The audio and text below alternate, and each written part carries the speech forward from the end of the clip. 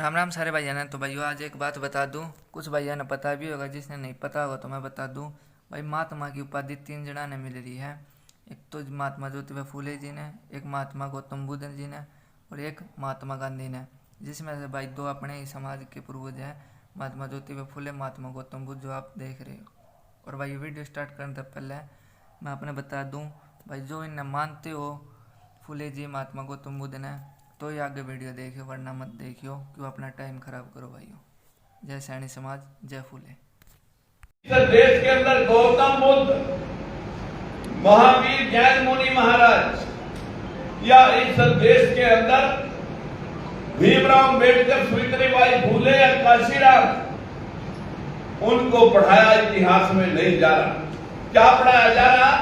सरस्वती हर school में पढ़ाई जा रही है, फोटो लगी हुई है।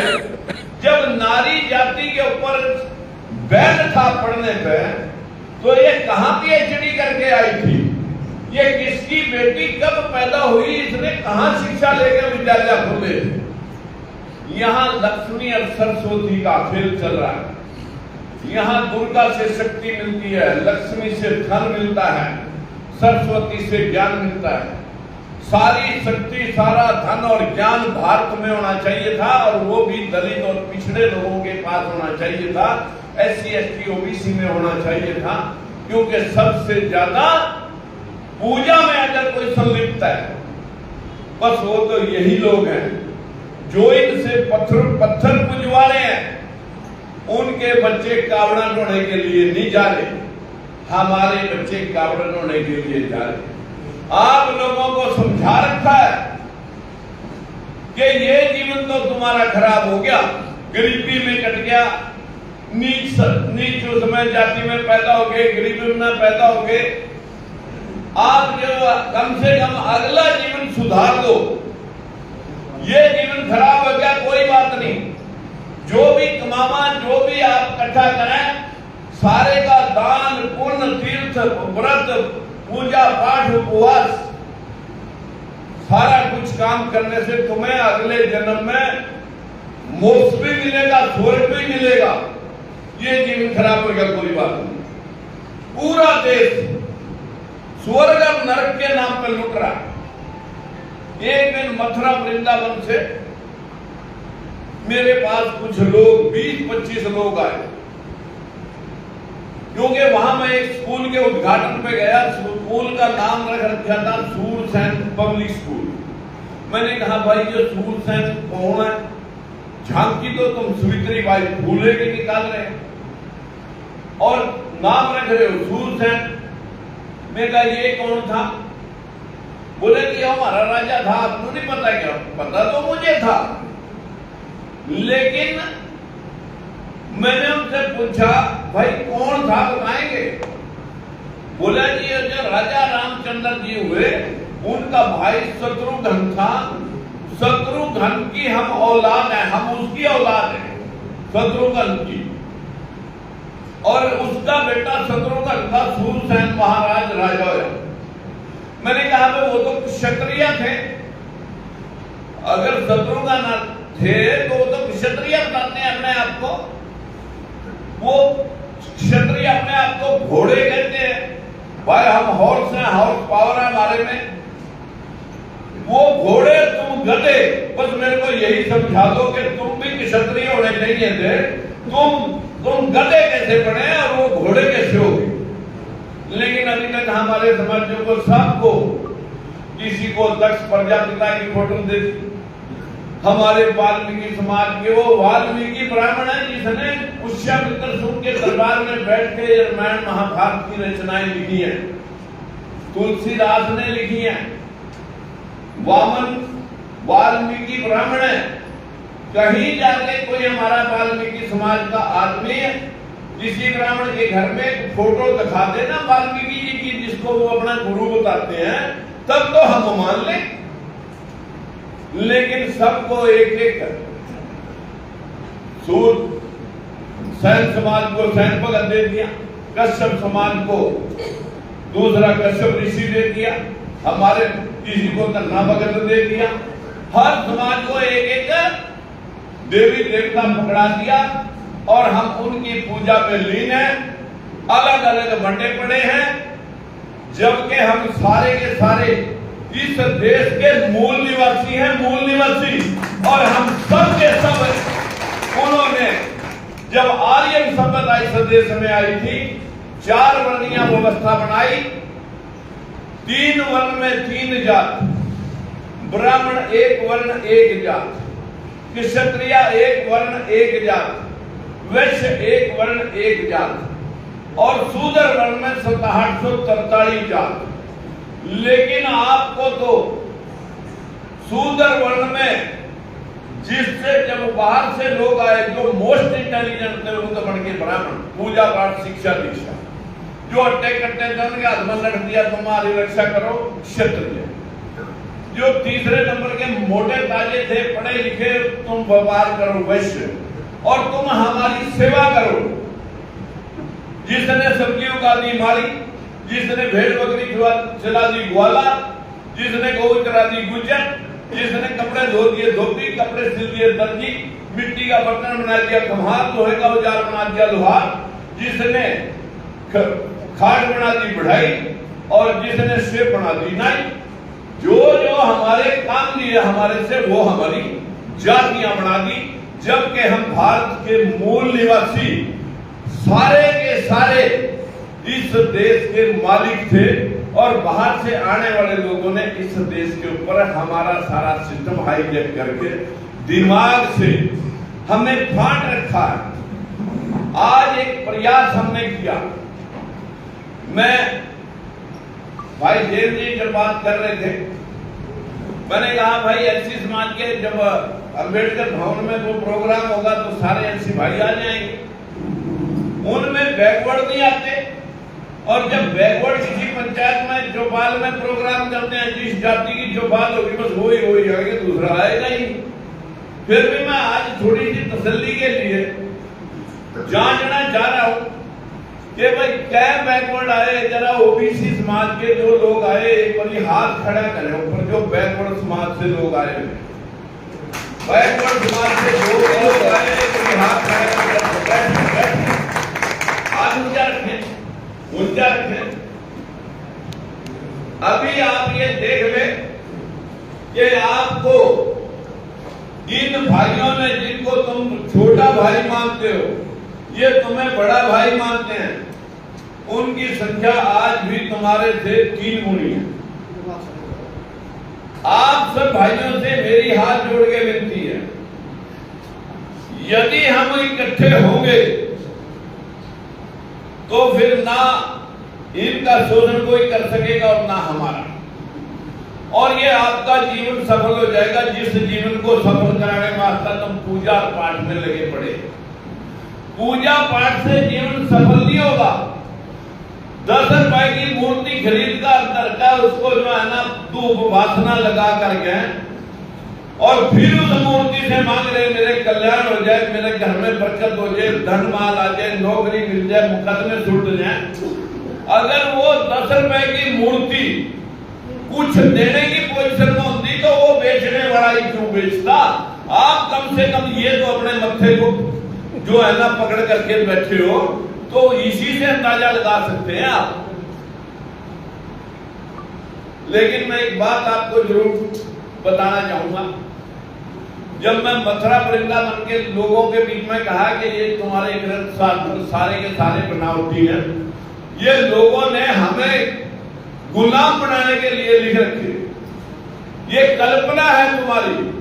गौतम बुद्ध के इतिहास को मिटाने के लिए, अशोक सम्राट के इतिहास को मिटाने के लिए ये काल्पनिक ग्रंथ लिखे गए। तो वहां सन्नाटा छा गया, और जब सन्नाटा छा गया तो वो लोग लगे कहने जी आप कैसे काल्पनिक कर रहे हो।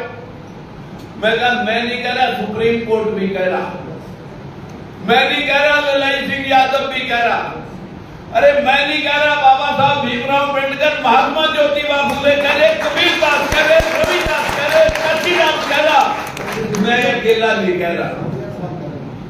लेकिन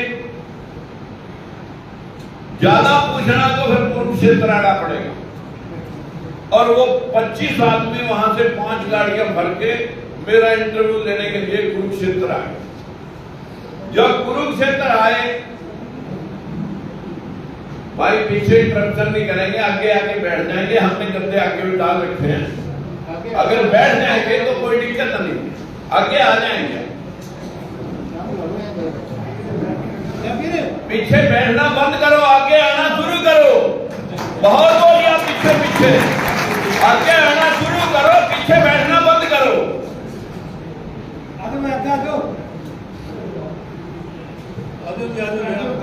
यहाँ गद्दे पर मित्रों मेरी हाथ जोड़कर विनती है, जब वो 25 आदमी मेरे पास आए, मैंने उनसे पूछा कि भाई ये तुम किस चीज में बिलीव करते हो, जरा ध्यान देंगे। अब हम सारी बात को, थोड़ा चर्चा का विषय है। नूरा कुर्सी नहीं साहब आके आकर आराम से बैठो। मैंने उनसे पूछा कि भाई आप इत्तेफाक से जो है ना इतनी दूर चल के आए हो, आप साइंस में बिलीव करते हो या शास्त्र में? बोलो जी शास्त्रों से तो साइंस निकली।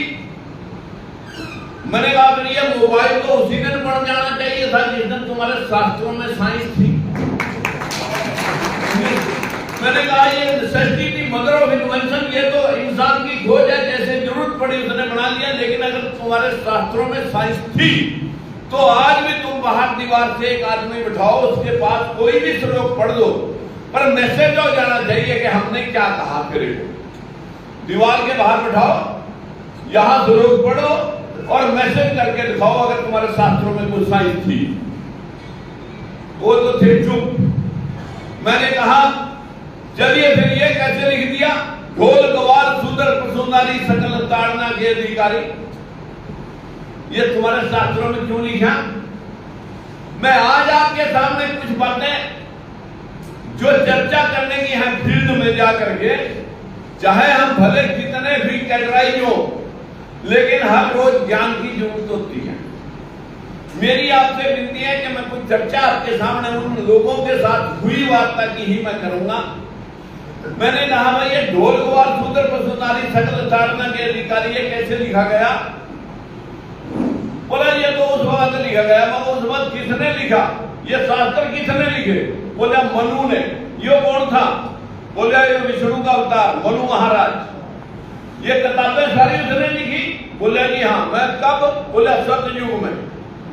तो मैं कहूं उनमें लिख रखा कि जब कोई पृथ्वी पे अधर्म होगा तब मैं आऊंगा, प्रजा कर दूंगा।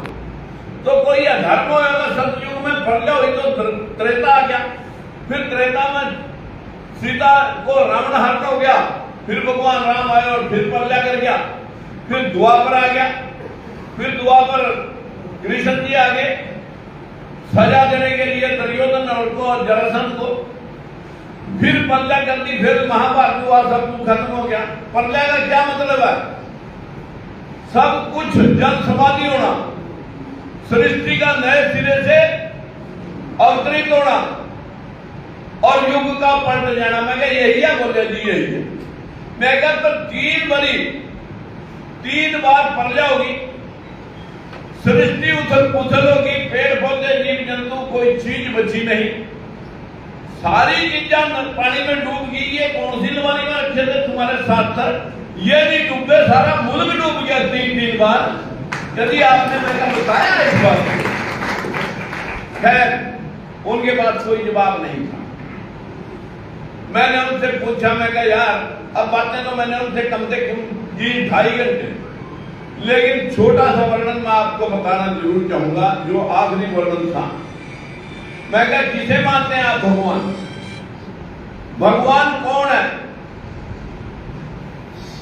ब्रह्मा जी भगवान, विष्णु जी, और ये इन्होंने सृष्टि का निर्माण करा। मैं कहा भगवान और भी कोई है? बोला राम भगवान और 33 करोड़ देवी देवता भगवान। मैं कहा तुम्हारे 33 करोड़ देवी देवता सारे भगवान हैं और तुम उनके मुंह से पैदा हुए हो। आप ब्रह्मा के मुंह से पैदा हुए हो जिसने सृष्टि का निर्माण करा। मैंने कहा हमने सुना भगवान 5 तत्व हैं, पांच तत्व भगवान हैं। वो पांच तत्व जिनमें सबसे पहला तत्व भूमि, भ गगन, व गगन, ग व वायु, अग्नि, न नील। मैं कहे पांच तत्व इस सृष्टि में कहीं भी इकट्ठे कर दो, बीज डालने की लोड़ नहीं। जीव जंतु, पेड़ पौधे, तब तो तब आज भी इस ग्राउंड में पानी भर के खड़ा कर दो, एक साल तक मत छेड़ना। जो बैक्टीरिया उसमें बढ़ेगा बिना बीज डाले, सांप, मच्छर, मक्खी, कॉकरोच, मेंढक, सब कुछ उसमें पैदा हो जाएगा, बीज डालने की जरूरत नहीं। और जब मतलब तेरा घुटना नहीं टूट फूट हो जाए, दवाई ना खाना, एक हफ्ते में तेरे कीड़े पड़ जाएंगे। दवाई किसने डाली? जो बैक्टीरिया बना, उसी बैक्टीरिया से आपके जीव पैदा हो। सृष्टि पैदा हुई इन पांच तत्वों से। तुम कहे ब्रह्मा ने पैदा कर दी। मैंने कहा यार एक बात तो लंबी हो जाएगी, पर मैंने कहा मैं आपसे छोटी बात में पूछ लेना चाहता हूं। मैं कहा ये पूरा देश स्वर्ग और नरक से डर रहा है, पूरा देश स्वर्ग और नरक से डर रहा है, और जो पूरे देश के अंदर लूट पाट है वो स्वर्ग नरक के नाम पर है। क्योंकि स्वर्ग और नरक की सबसे बड़ी परिभाषा पंडित पुजारियों के पास है। पहला तो डराओ और फिर समस्या, और समस्या का समाधान, और वो समाधान सुझाओ, लूटो और अगले दिन रास्ता डाल दो। मैंने कहा यार मैं भी स्वर्ग में जाना चाह रहा हूं, कृपया मेरे को भी आप बताएं कि स्वर्ग का रास्ता कहां से जाना। बोले जी वो तो बता देंगे। मैंने कहा पर पहला ये बताना पड़ेगा मैं पिछले जन्म में स्वर्ग में था या नरक में। बोले जी ये पिछला तो नहीं बता सकते। मैंने कहा फिर तुम नहीं बता सकते, मैं बता दूं? बोले आप बता दो। मैंने कहा मेरी उम्र 70 साल, 70 साल पहले कहां था? मां के गर्भ में। मगर इतना तो कन्फर्म है ना, 70 साल पहले मैं अपनी मां के गर्भ में था। कहां से आया? बाप के मिलने से। उससे पहले मैं अपने बाप के स्पर्म में था। स्पर्म कैसे बने? खून से। खून की चीज से बना। अनाज से। अनाज कहां से आया? किसी पेड़ पौधे से। पेड़ पौधा कहां से आया? जब पांच तत्व मिलते हैं, उससे पहले मैं मिट्टी, पानी, अग्नि, वायु, ब्रह्मांड में था। पांच तत्व मिले, अनाज के पेड़ पौधे ने जन्म लिया, अनाज लगा, रोटी बनी, मेरे बाप ने खाई, खून बना, स्पर्म बने, माँ बाप मिले, मैं घर में गया। अब जिस दिन पैदा हो गया 70 साल हो गए। 70 साल पहले जिस दिन मरूंगा सबसे पहले हवा निकल गई, शरीर तुरंत ठंडा हो गया। हवा मिल गई, गर्मी तत्व गर्मी मिल। मैं कहा अंडरस्टूड? बोला जी बिल्कुल। मैं कहा जब जला के आवांगे या दबा के आवांगे, मिट्टी मिल गई, पानी वाष्प बन के ब्रह्मांड में उठ गया। आते हुए क्या कहेंगे? पंच तत्व में विलीन हो।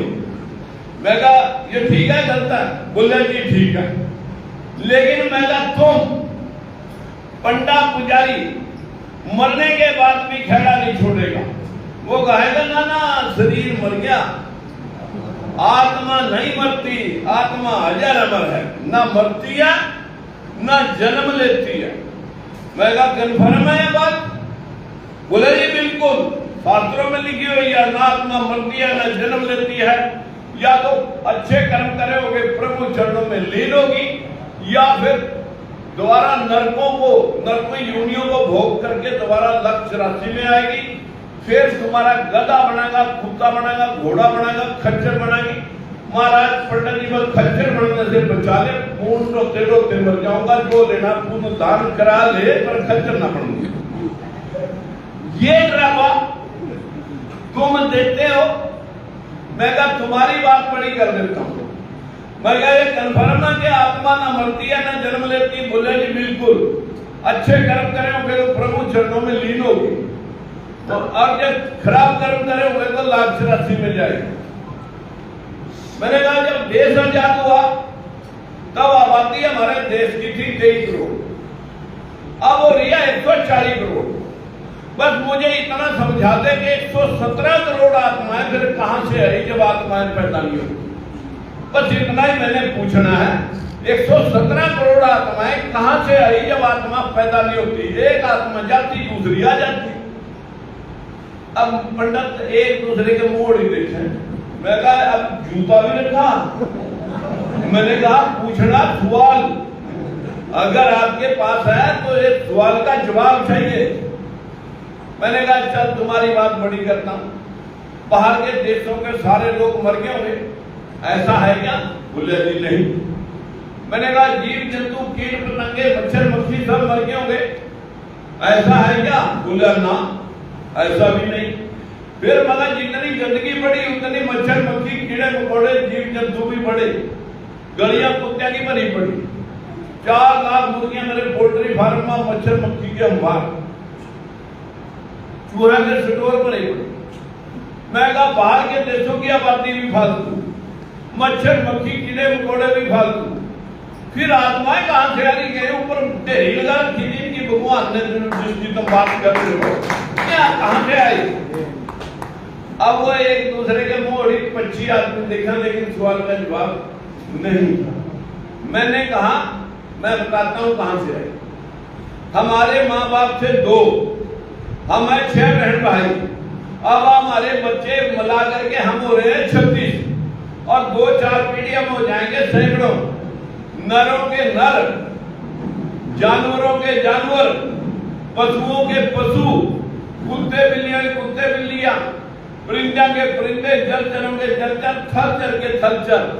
यही नर और मादा के मिलने से यही पैदा हो रहे, यही खत्म हो रहे, ना ये कहीं से आ रहे ना ये कहीं जा रहे। और जो तुम बात कर रहे हो, और जो तुम बात कर रहे हो स्वर्गों नरकों की, इसी धारा पे स्वर्ग और नरक है। तेरे घर में दाल रोटी का जुगाड़ ठीक है, मान मर्यादा भाईचारा परिवार में शांति, मुकदमे बीमारी से दूर, कोई कष्ट शारीरिक नहीं है, तो यही आपके घर में नींद बड़ी आवे तो तेरा घर स्वर्ग है, जहां मीर है जहां गरीब है। उसके बदौलत दूसरे पद से भाई भाई खून का प्यासा हो रहा है कि नीचे पैसे में लटकट मर रहे, मुकदमे बीमारियां चल रही, या किसी को पैरालाइज हो गया और कीड़े पड़ गए, या एक्सीडेंट हो यार कोमा में चला गया, 1 साल हो गए और कोई पता नहीं कहां पड़ा है। स्वर्ग यही है, नरक यही है। अगर बढ़ाना है हमारा पटाजी महाराज, इसी को स्वर्ग बना के दिखाओ, इस दुनिया को स्वर्ग बनाओ, यही स्वर्ग बनाओ। आज तक ना कोई स्वर्ग में से आके बतान आया कि मेरे को टिकट मिल गई, स्वर्ग की कुर्सी मिली हुई है, और या वेटिंग लिस्ट में हो, ना जाके कोई देख सका, ना कोई आके बतान आया। ये सब भ्रम ने पूरा का पूरा समाज मुट्ठी भर लोगों ने लूट के खा लिया, जबकि ये पूरी कल्पना इस देश में कबीर दास ने कहा, पोथी पढ़ पढ़ जग बया, फिरा निमन का फिर, अरे तन की माना है फेंक, मन का फिर अंदर शांति है। भगवान कहाँ है? तुम्हारे अंदर है। वो कहीं बाहर ढूंढने जा रहे, पत्थर पूजे हरी मिले, मैं पूजो पहाड़ घर की चक्की, कोई न पूजे जिसका पीछा करे संसार। अरे अपने पत्थर पूजने से अगर भगवान मिल जाते तो अब तक ये सारा दिन जो पहाड़ों में जीव जंतु है तो सारे भगवान इनके पास होते। जो आप लोगों को मरने के उपरांत तक श्राद्ध कौवे कुत्ते थारे बाप और दादे बनाए जाते हैं। यो काला कुत्ता तेरा बाबा खड़ा है, यो कौवा तेरा बाप खड़ा है। जो आपको अभी तक पढ़ाया जा रहा है, जब तक आप ये पढ़ रहे हो तब तक आपका कल्याण होने वाला नहीं है।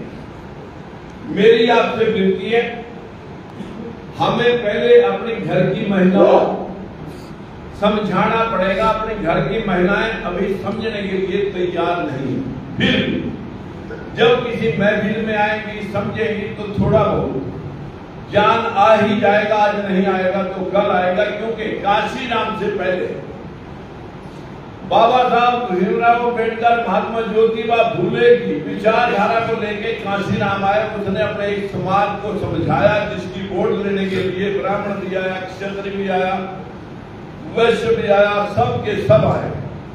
मेरी आज 85% भाइयों से हाथ जोड़ के अपील है कि कांशीराम एक था, फूले साहब एक थे। जब आप शिक्षा नहीं ले सकते थे, उसके बाप को मनुवादियों ने प्रेशर दे दिया कि जान से मारेंगे तेरे और तेरे बेटे को, या तो कहते स्कूल बंद कर दे। बाप ने कंडीशन रख दी कि या तो स्कूल बंद कर दे या घर छोड़ दे। घर छोड़ दिया था, तब कहीं जाकर आज आप कुर्सी पर बैठे हो। अगर वो घर ना छोड़ते और स्कूल बंद कर देते तो आज भी आपकी वही हालत होगी। लेकिन मित्रों 21